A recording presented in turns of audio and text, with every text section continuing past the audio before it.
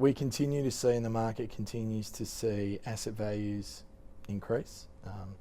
I think most funds last year would have seen, for investors, they would have seen double-digit returns, with a significant proportion of that return would have come from increase in capital values. And that, as interest rates continue to fall, asset values, with weight of money coming into it, asset values we continue to see going up, regardless of the fact that the underlying economic fundamentals are probably, not as strong as we've seen them in previous cycles. So we are seeing a little bit of a differentiated outcome this cycle to what we've had before.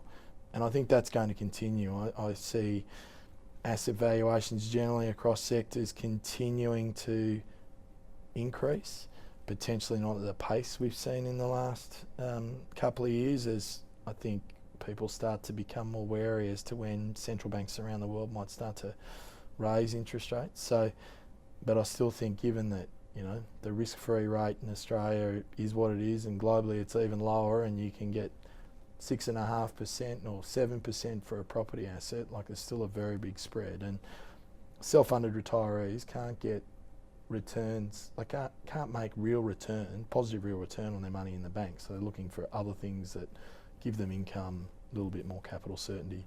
All of that demand, I still think asset values go up.